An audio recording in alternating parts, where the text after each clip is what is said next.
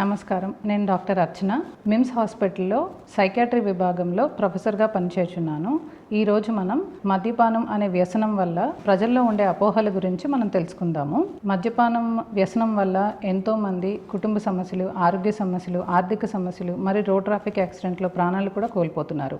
అటువంటి మద్యపానం వల్ల జనంలో ఉండే కొన్ని అపోహలు గురించి నేను ఈరోజు మీకు తెలియజేయాలనుకుంటున్నాను. ఈ మద్యపానం గురించి ప్రజల్లో ఉండే కొన్ని అపోహలు ఏంటంటే, మొదటిది, మద్యపానం అనేది చాలా మంచిది అని అనుకుంటారు ఆరోగ్యానికి.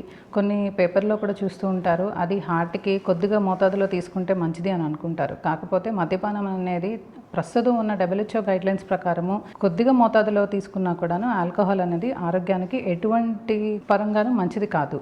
మనకి ఆరోగ్య సమస్యలను తీసుకొస్తుంది తప్ప అది మనం తీసుకోకపోవడమే మంచిది. ప్రజల్లో ఉండే రెండవ అపోహ ఏంటంటే, ఈ మద్యపానం ఎవరైతే మానేద్దాం అనుకుంటున్నారో వాళ్ళు కొద్దిగా మానాలి, ఒక్కసారిగా మానకూడదు అని అనుకుంటారు. కానీ మనం ఎప్పుడైతే ట్రీట్మెంట్ తీసుకుంటున్నామో ఒక్కసారిగా మానడం అనేదే మంచిది.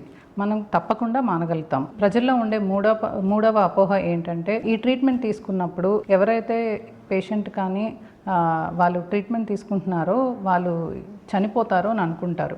కాకపోతే క్వాలిఫైడ్ డాక్టర్ దగ్గర కానీ, సైకియాట్రిస్ట్ దగ్గర కానీ వాళ్ళ అండర్లోనే వాళ్ళు ట్రీట్మెంట్ తీసుకున్నట్టయితే కనుక ఎటువంటి సమస్య రాదు. చాలా సార్లు మనము రోడ్డు మీద బోర్డుల మీద చూస్తూ ఉంటాము, మందు మానిపించబడును అని.